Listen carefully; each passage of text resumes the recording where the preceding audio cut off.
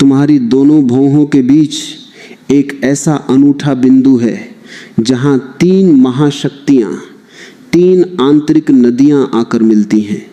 जब यहां तुम्हारा ध्यान ठहरता है तो तुम्हारे मस्तिष्क की तरंगें उसी क्षण बदल जाती हैं। एक महाविस्फोट होता है जिसे शब्दों में नहीं बांधा जा सकता। आधुनिक विज्ञान का दावा है कि तुम्हारा यह पूरा अस्तित्व, तुम्हारी ये बुद्धि केवल कुछ रसायनों का खेल है, केवल कुछ नसों की बिजली है।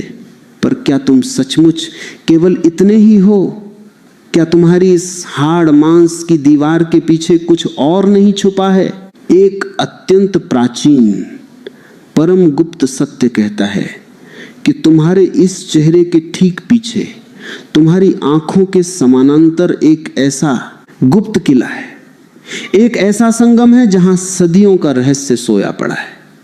आज हम उस परम सत्य के द्वार को खोलेंगे जहां तुम्हारी भीतर की छिपी हुई ऊर्जा का सबसे बड़ा रूपांतरण घटित होता है। लेकिन सावधान रहना, यदि बिना समझे, बिना जाने इस दिव्य ऊर्जा के केंद्र को तुमने जबरदस्ती छेड़ा तो तुम्हारे मस्तिष्क का संतुलन भी डोल सकता है। तुम गहरे भटकाव में गिर सकते हो। तो आओ, शांत होकर बैठो और इस आंतरिक यात्रा पर निकलो जहां जीवन का असली रहस्य तुम्हारा इंतजार कर रहा है। संसार में जितने भी मनुष्य जी रहे हैं वे सब बाहर की ओर दौड़ रहे हैं। कोई धन के पीछे भाग रहा है, कोई पद के पीछे भाग रहा है, तो कोई किसी संबंध में सुख खोज रहा है। लेकिन मजे की बात यह है कि जितना वे बाहर दौड़ते हैं उतने ही खाली, उतने ही अशांत होते जाते हैं। शाम को जब वे अपने घर लौटते हैं तो उनके भीतर केवल थकान, चिंता और एक अजीब सा अकेलापन होता है। वे सोचते हैं कि शायद कुछ और पा लेने से यह खालीपन भर जाएगा, पर वह कभी नहीं भरता। इसका कारण बहुत गहरा है। तुम्हारे भीतर एक ऐसी व्यवस्था है जिसे प्राचीन ऋषियों ने त्रिकूट कहा है। त्रिकूट का सीधा सा अर्थ है तीन रास्तों का, तीन चोटियों का एक अनूठा मिलन। जैसे कोई छिपा हुआ गुप्त किला हो जिसके भीतर राजा का सबसे बहुमूल्य खजाना सुरक्षित रखा गया हो। इस सत्य को प्राचीन काल में हमेशा साधारण भीड़ से छुपाकर रखा गया। क्यों छुपाया गया? क्योंकि सत्य जब किसी अज्ञानी के हाथ में पड़ता है तो वह उसका दुरुपयोग करना शुरू कर देता है। यदि तुम्हें परमाणु ऊर्जा की समझ ना हो और तुम्हें उसका बटन दे दिया जाए तो तुम स्वयं का ही विनाश कर लोगे। ठीक इसी तरह तुम्हारे भीतर की ये जो त्रिकूट की ऊर्जा है, ये इतनी तीव्र है कि इसे केवल वही समझ सकता है जो शांत होने को राजी हो, जो भीतर मुड़ने को तैयार हो। प्राचीन भाषा में इसे त्रिकूट कहने का एक और गहरा वैज्ञानिक आधार है। हमारे पूर्वजों ने बिना किसी प्रयोगशाला के, बिना किसी बाहरी औजार के, केवल अपनी चेतना की गहराई में उतरकर यह देख लिया था कि तुम्हारे मस्तिष्क के भीतर एक ऐसा बिंदु है जहां तुम्हारे अस्तित्व की तीन सबसे मुख्य धाराएं आपस में टकराती हैं। आधुनिक विज्ञान आज जिस सत्य को समझने की कोशिश कर रहा है उसे हजारों साल पहले उन्होंने अपने जीवंत अनुभव से जान लिया था। विज्ञान कहता है कि मनुष्य का मस्तिष्क दो हिस्सों में बंटा हुआ है, बायां हिस्सा और दायां हिस्सा। लेकिन इन दोनों के पार भी एक मध्य का मार्ग है, एक संतुलन का बिंदु है। जब तक तुम केवल बाएं या दाएं में जीते हो तब तक तुम अधूरे हो। त्रिकूट वह तीसरा बिंदु है जो तुम्हें उस अधूरेपन से मुक्त करता है। यह तुम्हारे चेहरे पर, तुम्हारी दोनों भौहों के ठीक मध्य में स्थित है।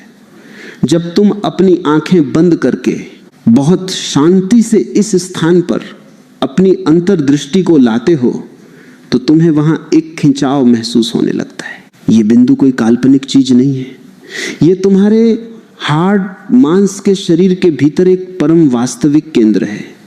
जब तुम बहुत तनाव में होते हो, जब तुम्हारा सिर दर्द से फटने लगता है, तब तुम ध्यान से देखना, तुम अनजाने में ही अपनी दोनों भौहों के बीच के इस स्थान को दबाने लगते हो।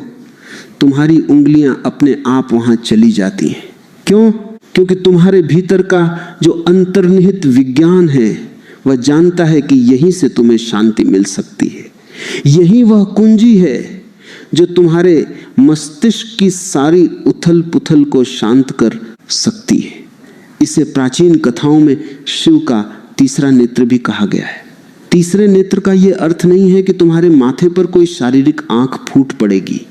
इसका अर्थ है कि जब तुम्हारी बाहर देखने वाली दोनों आंखें शांत हो जाती हैं, जब उनकी ऊर्जा बाहर की वस्तुओं को देखना बंद कर देती है, तो वो बची हुई पूरी ऊर्जा तुम्हारे भीतर लौट आती है।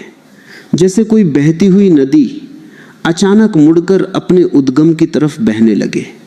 जब वह ऊर्जा इस मध्य बिंदु पर इकट्ठी होती है तो तुम्हारी देखने की क्षमता पूरी तरह बदल जाती है।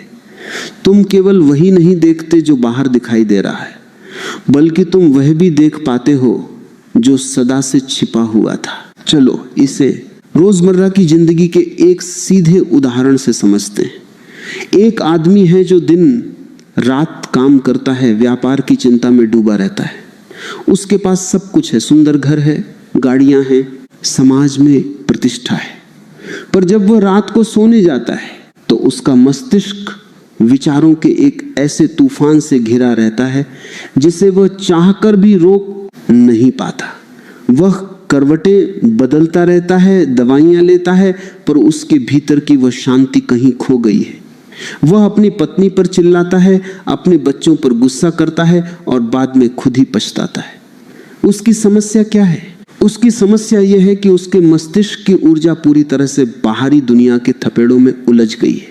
वह अपनी दोनों भौहों के बीच के इस महासंगम से पूरी तरह कट चुका है।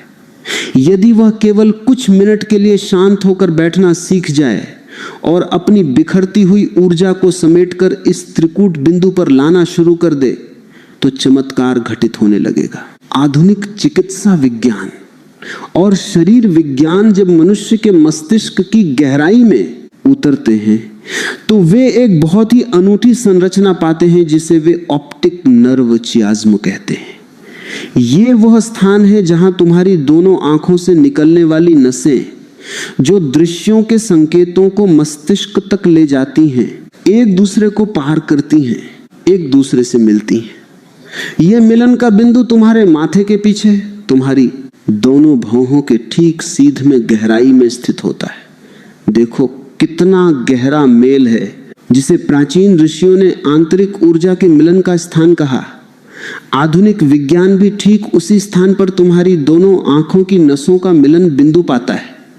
इसका अर्थ यह हुआ कि जब तुम अपनी दृष्टि को दोनों भौहों के बीच केंद्रित करते हो तो तुम सीधे अपने मस्तिष्क के उस तंत्रिका केंद्र पर दबाव बना रहे होते हो जो तुम्हारी पूरी दृश्य दुनिया को नियंत्रित करता है।